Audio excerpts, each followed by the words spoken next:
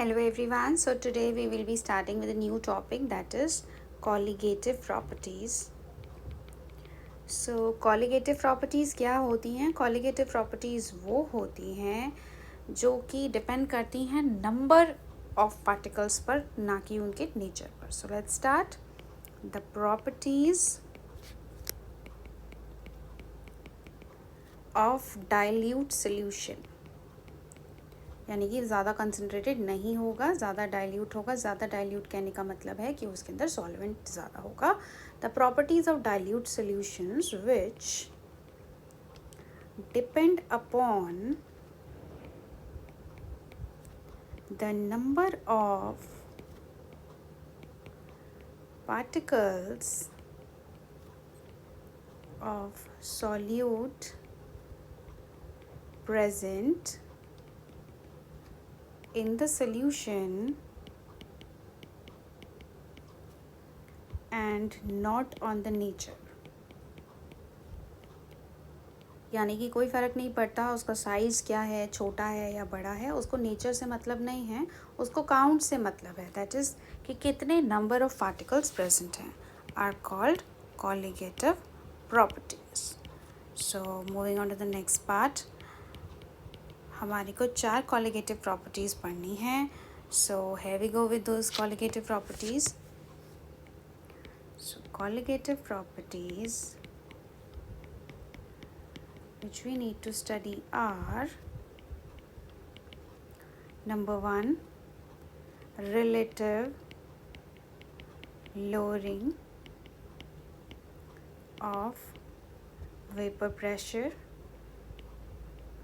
अभी मैं एक एक करके सारी कॉलिगेटिव प्रॉपर्टीज समझाऊंगी. relative lowering of vapor pressure. number 2, elevation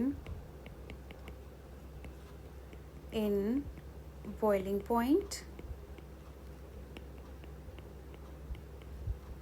number 3, osmotic pressure. and number 4, depression in freezing point. So let's start with relative lowering in vapor pressure in detail. So relative lowering in vapor pressure का मतलब क्या होता है, पहले मैं आपको superficially बता देती हूँ, उसके बाद we'll go in detail. Relative lowering in vapor pressure. देखो क्या होता है, हमारे पास अभी सपोज कर लो इनिशियली क्या था, सिर्फ सॉल्यूट पार्टिकल्स थे, सिर्फ सॉल्वेंट पार्टिकल्स थे.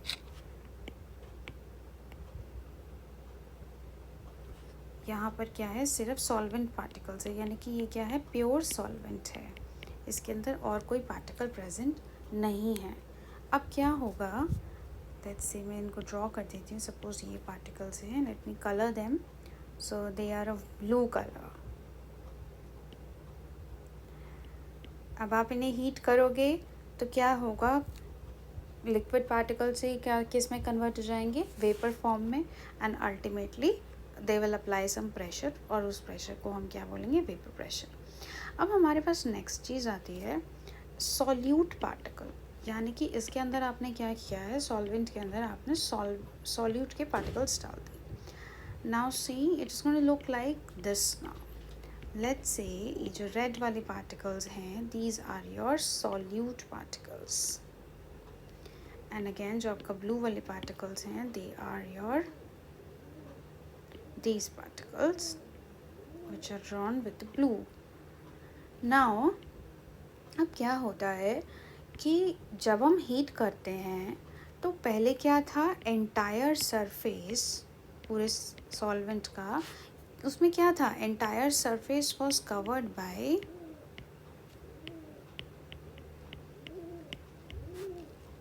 Solvent particles.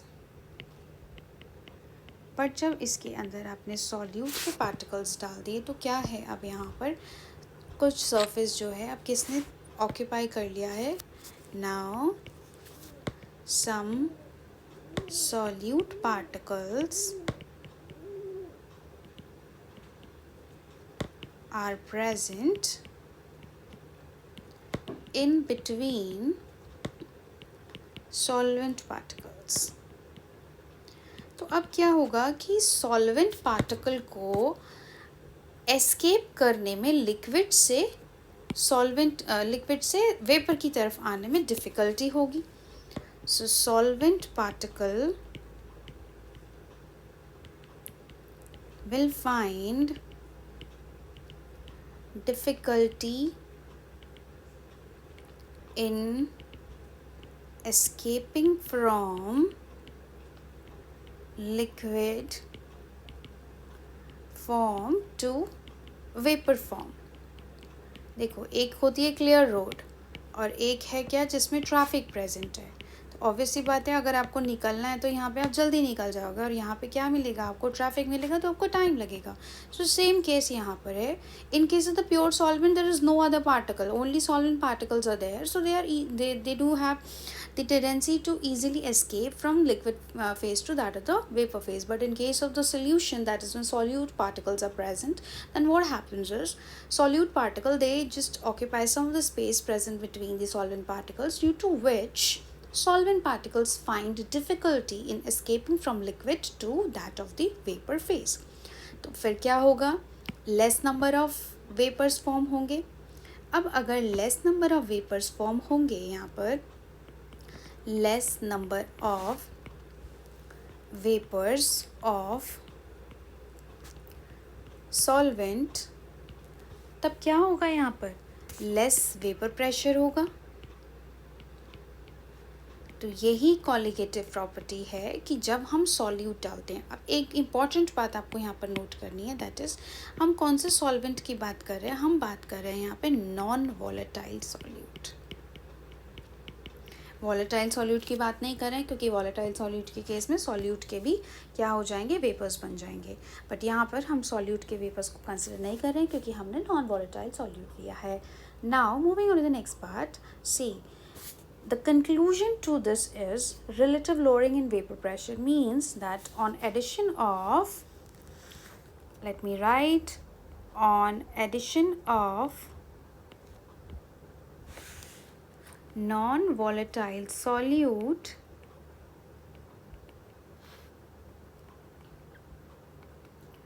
the vapor pressure of the solution decrease. समझ में आया क्यों डिक्रीज हो रहा है? अगर अभी भी कोई डाउट है, so you can write it in the comment section. So on addition of the non volatile solute, vapour pressure of the solution decrease. Now आप पेपर में कैसे लिखेंगे वो मैं आपको मेंशन कर देती हूँ यहाँ पर. On addition of the non volatile solute, the vapour pressure of the solution decrease because earlier when no solute was present, entire surface was covered by solvent particles, whereas on addition of non-volatile solute,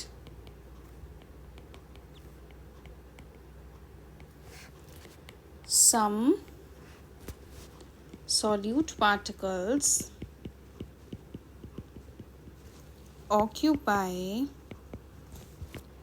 space between solvent particles, due to which what happens is, due to which they find difficulty in escaping from liquid phase to vapor phase. जब difficulty होगी vapour phase में जाने में, तो less vapours will be formed and in turn less will be the vapour pressure. So liquid phase to vapour phase, then number of vapors formed decreases, and in turn vapor pressure also decrease. Let's start with the mathematical part of it.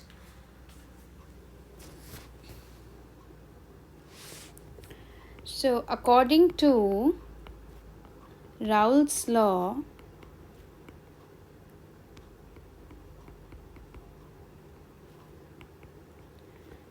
vapor pressure of the solvent, let's call it P1, in an ideal solution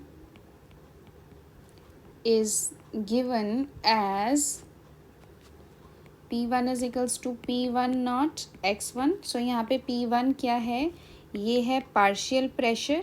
partial word का use हम तब करते हैं जब हम solution के अंदर बात कर रहे होते हैं, क्योंकि वहाँ पर दो कंपोनेंट्स प्रेजेंट हैं. और P नॉट का मतलब होता है प्योर स्टेट. कहने का मतलब ये है दैट आप किसी के भी साथ कंबाइन नहीं हो, only solvent particles are there. So तब जो वेपर प्रेशर होगा that is the pure pressure. Now moving on to the next part, that is see delta P is equals to P not minus P1. तो ये delta P क्या है कि कितना decrease हुआ है, यानी कितना रिडक्शन हुआ है वेपर प्रेशर के अंदर. So reduction in vapor pressure of solvent, इसको डेल्टा P से डिनोट करते हैं.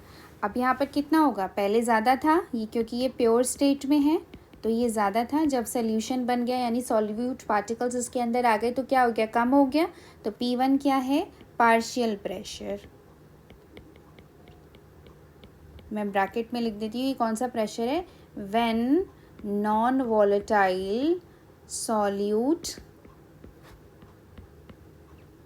is added to it. Now moving on to the next part, see delta P is equals to P1 naught minus P1. So P1 naught as it is लिखेंगे. P1 को हम क्या लिख सकते हैं, राउल्ट्स लॉ क्या कहता है, partial pressure is equals to pressure at pure state multiply by x1. x1 stands for, it is the mole fraction. now हम P1 नॉट को कॉमन ले लेंगे, so it will become 1 minus x1. so x1 किसका था, mole fraction of the solvent. please be very clear with these things.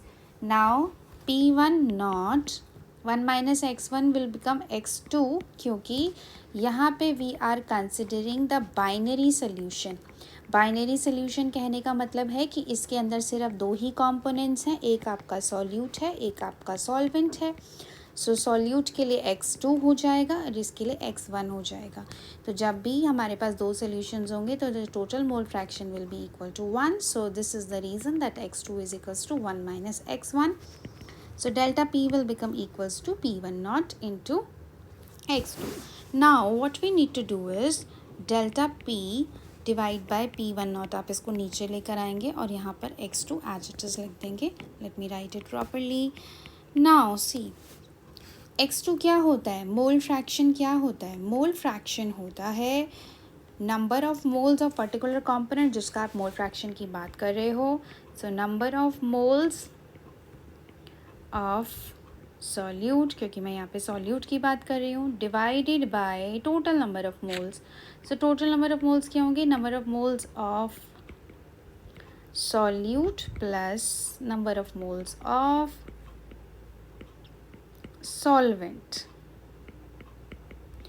Now see what happens is it will become n upon n plus n. So मैं यहाँ पे mention कर देती हूँ n किसके लिए stand कर रहा है, number of moles of solute के लिए, and capital N किसके लिए stand कर रहे हैं, number of moles of solvent के लिए. So equation will become delta P equals to P1 naught. अब हमारे को एक चीज़ नोट करनी है यहाँ पर, that for dilute solution, dilute का मतलब क्या होता है? डाइल्यूट का मतलब होता है कि आपका सॉल्वेंट थोड़े ज़्यादा अमाउंट में प्रेजेंट है. So for dilute solutions n is very very less than that of capital N. कहने का मतलब क्या है? ये किसके नंबर ऑफ मोल्स थे? ऊपर भी मेंशन है सॉल्वेंट के लिए. और ये छोटा वाला n, that is your small n, this is for solute. Now see, for dilute solution, since small n is very very less than that of n, so ultimately n will become what? It will become negligible. Okay, so let me write is negligible. Now see, delta p will become equal to n upon n. So this is the final expression we are having, but it's better कि हम n को भी expand कर देते हैं. So see what is going to happen.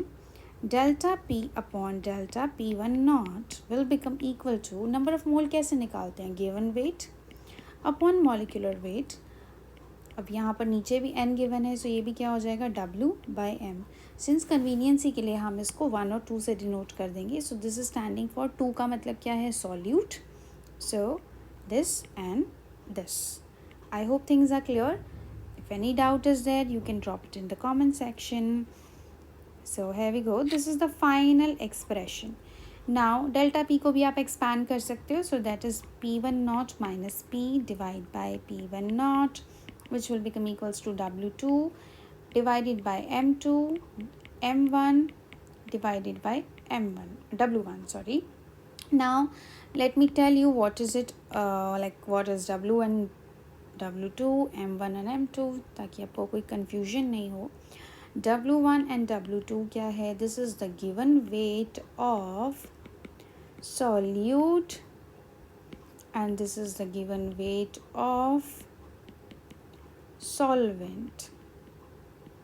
Now m1 क्या है और m2 क्या है?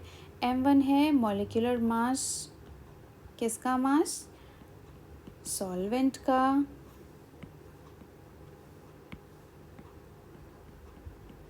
Mass of solvent, whereas this is the molecular mass of solute.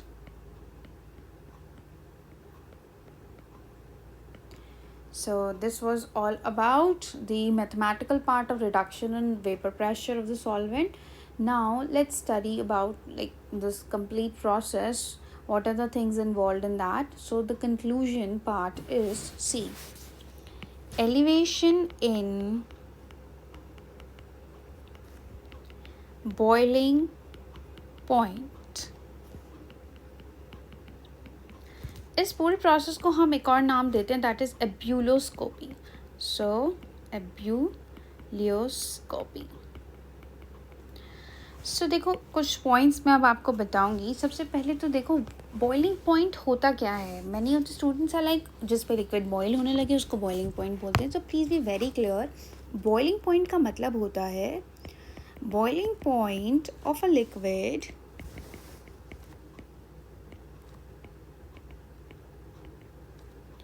is the temperature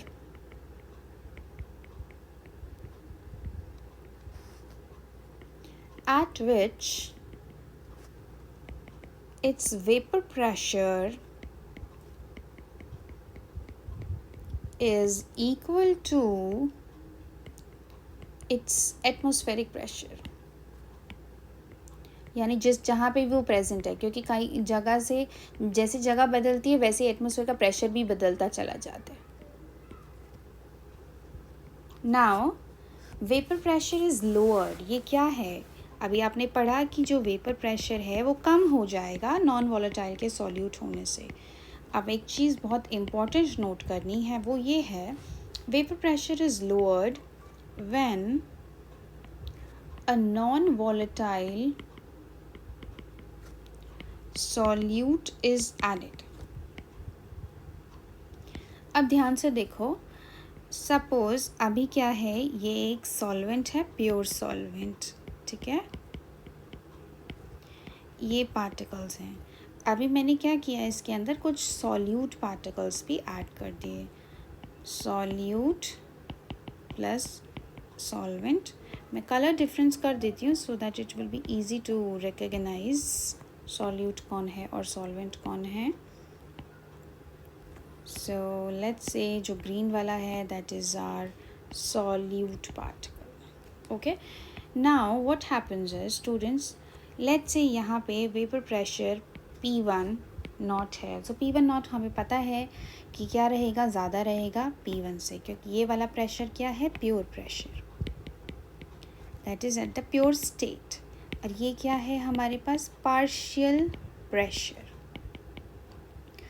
अब मुझे P1 को बराबर करना है P नॉट के in order to make P1 equal to that of P not. तो आपको क्या करना पड़ेगा, आपको ये करना पड़ेगा, यू नीड टू इंक्रीज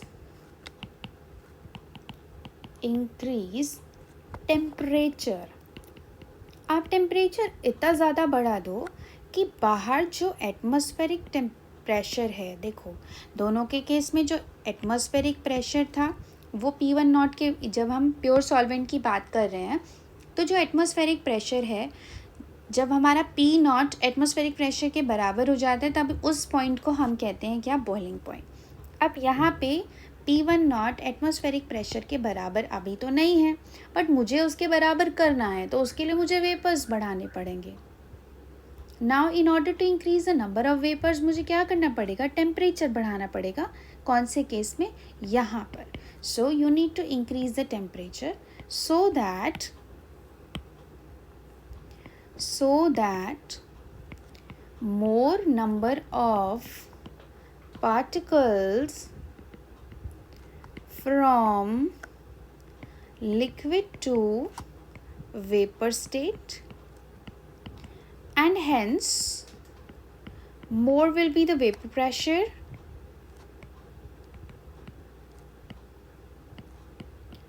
और आपका वेपर प्रेशर बढ़ जाएगा तो क्या होगा, वो बाहर के एटमॉस्फेरिक प्रेशर के बराबर हो जाएगा. तब अल्टीमेट कंक्लूजन ये है कि इसके केस में क्या हो रहा है, यहाँ पर T है, लेट्स से यहाँ पर T है, यहाँ पर T डैश है. सो T is less than that of T dash. यानी कि ये कौन सा केस है, जब नॉन वॉलेटाइल सॉल्यूट प्रेजेंट है, और ये क्या है, जब आपका प्योर सॉल्वेंट प्रेजेंट है. तो और ये टेम्परेचर क्या है आपका, बॉइलिंग पॉइंट. सो अल्टीमेट कंक्लूजन क्या निकलता है यहाँ से, वो ये होता है, ध्यान से सुनो बेटा. The ultimate conclusion is that boiling point increases on addition of non-volatile solute to the solvent. क्योंकि मुझे टेम्परेचर बढ़ाना पड़ेगा ताकि वेपर्स उतने ही बने जितने कि प्योर स्टेट में बन रहे थे, ताकि जो वेपर प्रेशर है वो किसके बराबर हो जाए, एटमॉस्फेरिक प्रेशर के बराबर. ये भी एक नेक्स्ट कॉलिगेटिव हमारी प्रॉपर्टी रहेगी, that is elevation in boiling point. Now next we need to start is, next point which we need to note is elevation in boiling point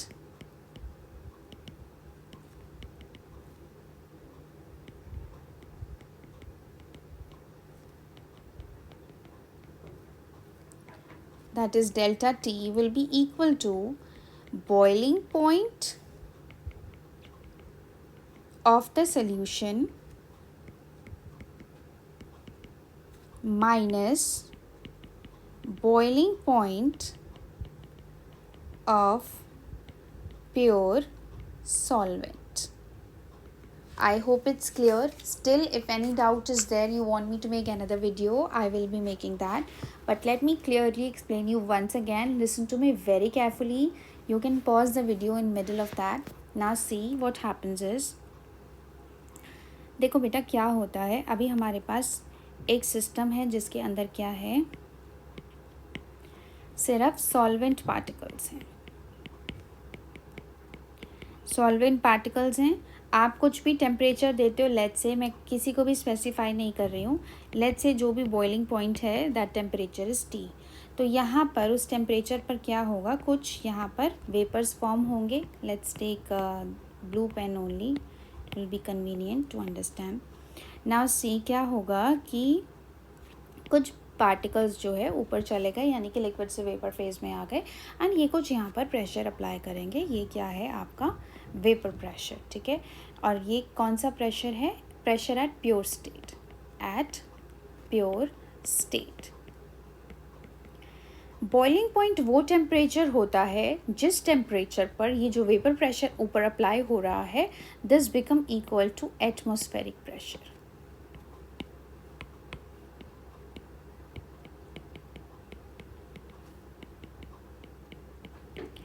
अब देखो नेक्स्ट क्या होगा, इसी सोल्यूशन के अंदर, सॉरी सॉल्वेंट के अंदर हम लोग ऐड करेंगे क्या, solute particles.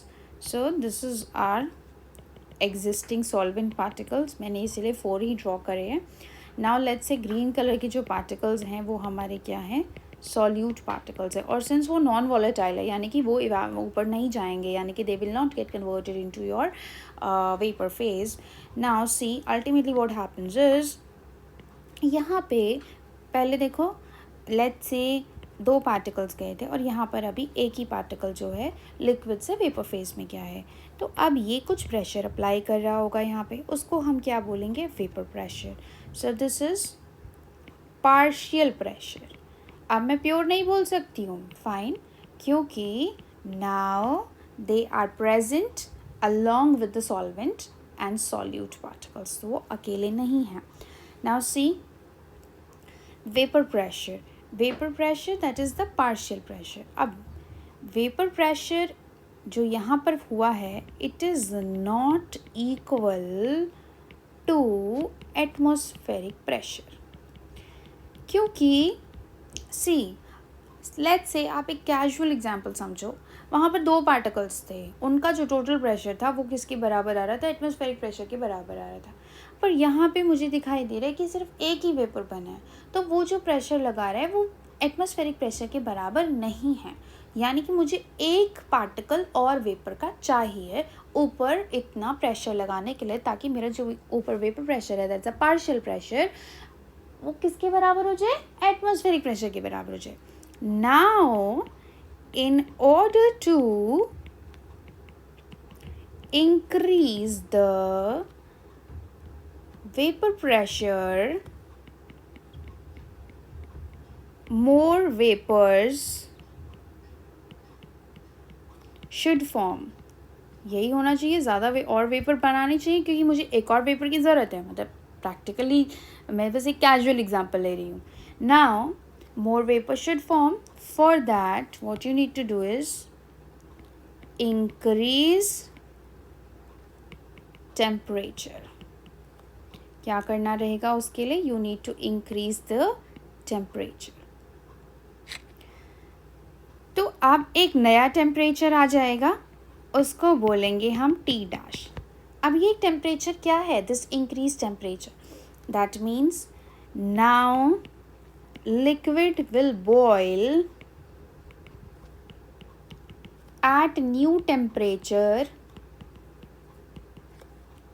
that is T dash। पहले let's say for example ये क्या है, let's say 80 डिग्रीज है, और अब ये क्या हो जाएगा 100 degrees. Don't imagine, I am not talking about water, it's just a general example I'm giving you, so please be very clear with your concepts। I'm not considering any of the solvent for now, I'm just telling you the general concept। Now see, now the liquid is going to boil at the new temperature that is T dash। Ultimately the conclusion is that on addition of non-volatile solute क्या होगा, boiling point increases, vapour pressure will decrease. So these are the two things which is going to happen on addition of the non-volatile solute. Again and again I am telling you, non volatile solute वो है जिसके vapours यहाँ पर नहीं बन रहे हैं, जिसके वेपर्स यहाँ पे नहीं बन रहे हैं. So please be very clear with these things. Now we will be doing in the form of a graph. So let's start with that.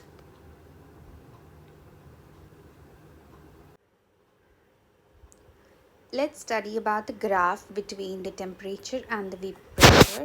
So let's just draw that graph.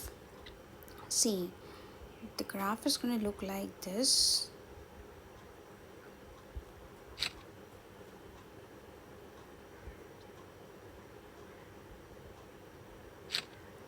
So this is temperature on x-axis and this is vapor pressure.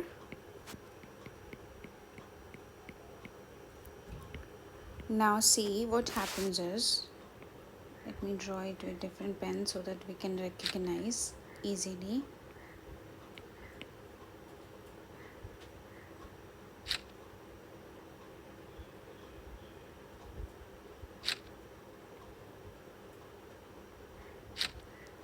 So here we go. This is, let's say, A point, this is B point, and this is C. Let me draw it once again because this is quite now I think it's fine. Yeah, it's fine now. So see what happens is,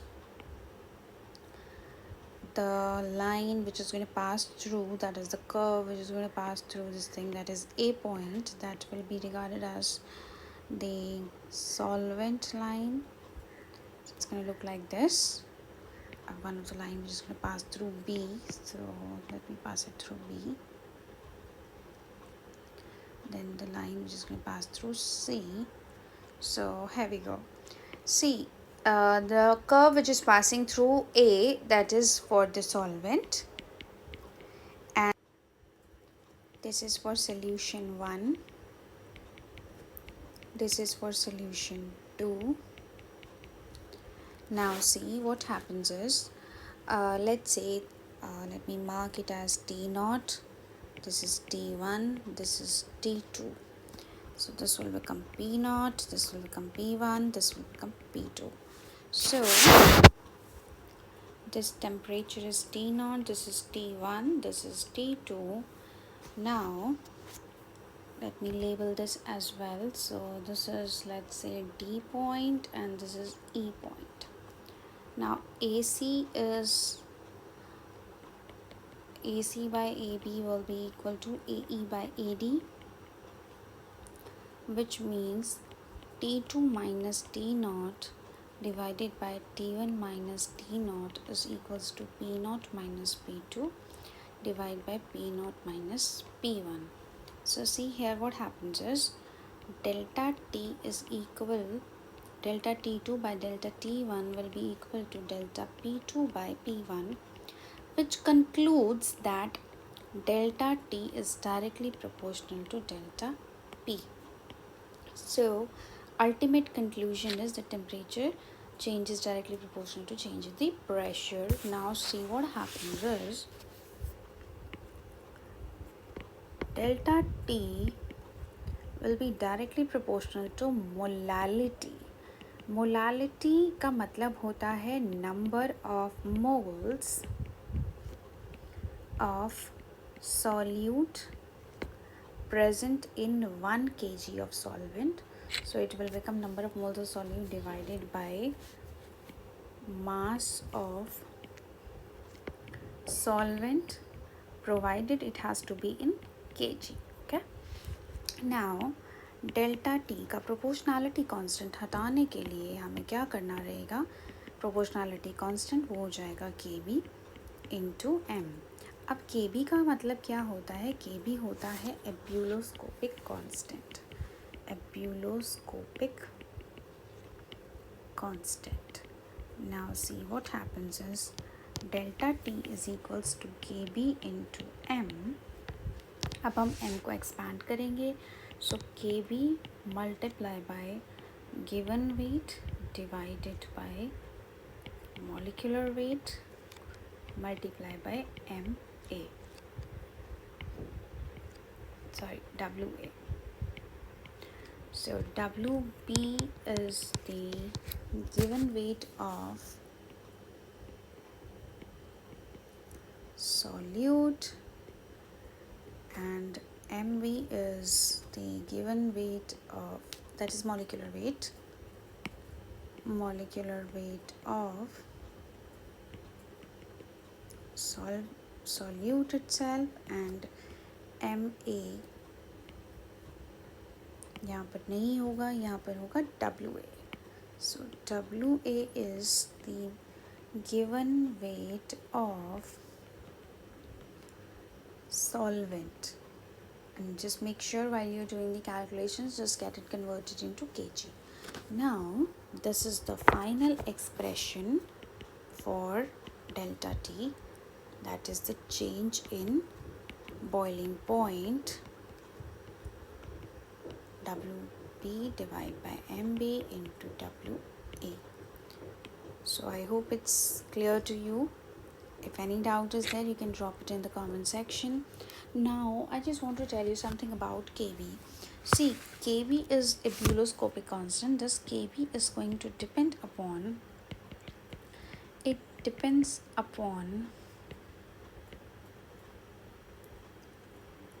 nature of solvent. कितना solvent है, क्या solvent है, यहाँ पर dependency सिर्फ उसके nature पर होगी, not on the amount.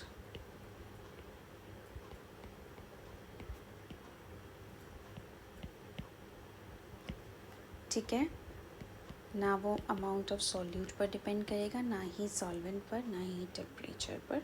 It is going to depend only on the nature of the solvent. Now इस एक और एक्सप्रेशन आती है यहाँ पर Kb के लिए. It's very important, please note. Kb is equals to R Tb square divided by 1000 into delta H of vaporization. तो पहले मैं आपको बता देती हूँ R क्या है, गैस कांस्टेंट, और यहाँ पर Tb क्या है, that is the boiling point of the solvent.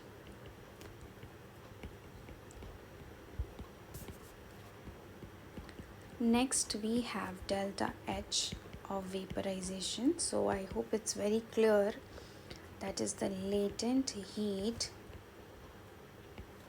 of vaporization. Latent heat वो होती है जब आप क्या कर रहे हो, लिक्विड को बॉईल कर रहे हो, तब कंटिन्यूसली आप टेम्परेचर दिए जा रहे हो, यानी आप हीट करते जा रहे हो, लेकिन टेम्परेचर में कोई चेंज नहीं आ रहा है. So that heat is used up in breaking the intermolecular forces of attraction. So that is called latent heat of vaporisation. So it is expressed in calories per grams. Now moving on to the next colligative property, that is osmotic pressure.